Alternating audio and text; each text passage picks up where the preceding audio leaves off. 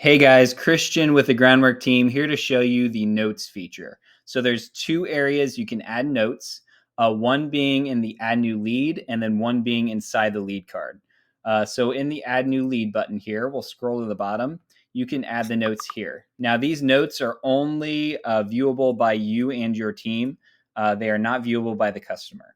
So I'm going to go ahead and click inside this lead card here. And inside the lead card, on the left column, you'll see under survey here, we have the notes. So we're going to click notes.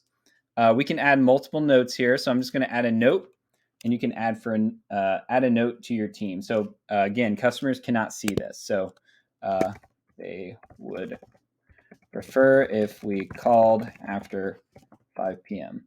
So I can add a note here. It shows up here. I can always go in here and I can edit that note, or I can delete that note. Once I delete it, it won't show up there anymore. But there is another cool feature here which allows you to tag your team. So I'll show you that here now. I'm going to go to add note.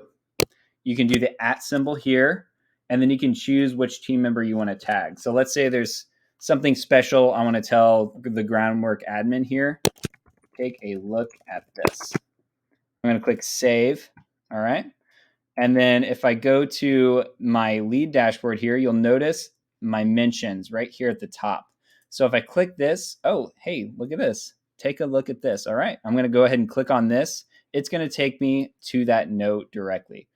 So notes, after you refresh, they will automatically appear in the activity screen. In the notes section here, you can always take a look. You can always edit. You can always add more. So that is how to use notes in Groundwork. Let me know if you guys have any questions.